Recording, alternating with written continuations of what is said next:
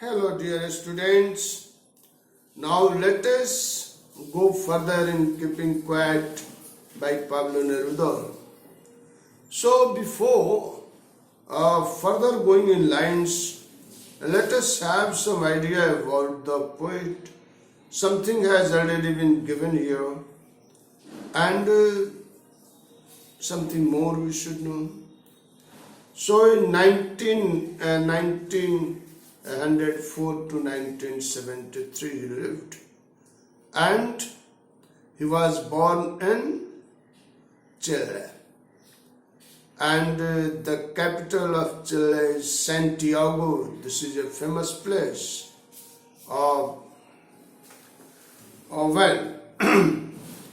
And this country is stretched along South America's western edge.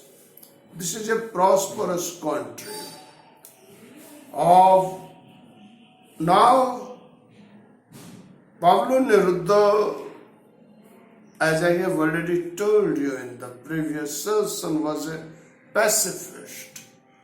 He was something of a communist and a socialist, but more than that, he was a man of literature. He wrote even romantic poems, and he was even at the age of 13 he had started writing and was turning famous. Also, a long career of writing he had. Now, he got several awards. Most notable ones are International Peace Prize in 1950, Lenin Peace Prize in 1953, Nobel Peace Prize in 1971. So these are the prizes he got. A Nobel Peace Prize in literature, actually Nobel Prize you may say, in literature he got, alright? Nobel Prize in Literature in 1971. So, this man, Pablo Neruda, he writes, now we will count to 12 and we will all keep still. I have already discussed what's the significance of counting up to 12. So I won't repeat that thing, but watch and hear. Both you see, on watch you can see from 1 to 12. Keep counting 1 to 12. Actually he wants to say that stop speaking, stop thinking, and stop the thoughts and introspect. Then why he wants to stop the thoughts first? Why he wants to stop speaking first? The reason is that the language itself is a man-made thing. Human beings are born with the capacity for language acquisition, but not with a language.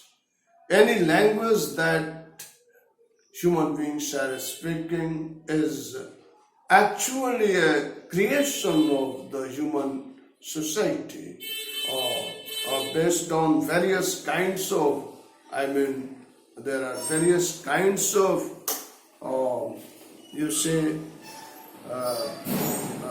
considerations, and as propounded by various theories for the birth and development of the language.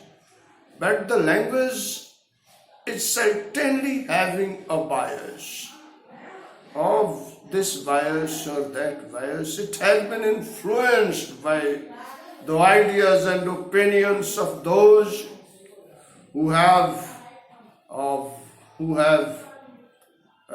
been dominant in the society, and so they have given birth to a certain trend of which a language continues to have until an internal revolution takes place and the things are re-studied, reframed, recoined, and thus rethought of.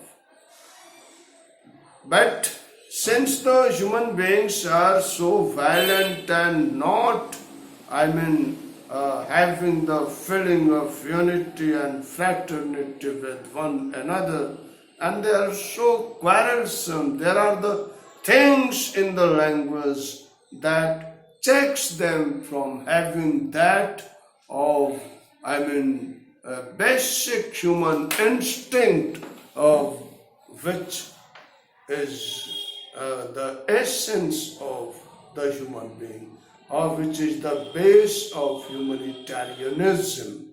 So this poet wants us to look into ourselves and our those natural noble instincts.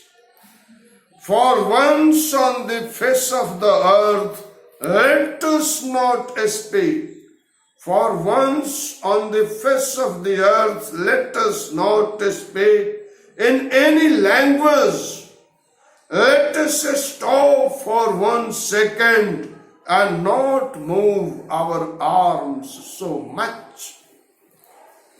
Or normally you can't visualize how deep a thing he has said. What I told you about language, now find in the example of arms. What do you understand by arms? Arms are these parts, arms. But of army, what does army do? Army fights. Arms are synonyms for weapons. So much synonyms that if a person is without a weapon, you will call him an unarmed person. In Hindi, nihatta means unless he has the weapon, he is without arms, without hands, because the hands have been used so much for killing, for violence, for fighting, that human arms became synonyms of weapons. And that weapons became the arms, and these arms became nothing. An unarmed person is being called nihatta, without arms. Thank you.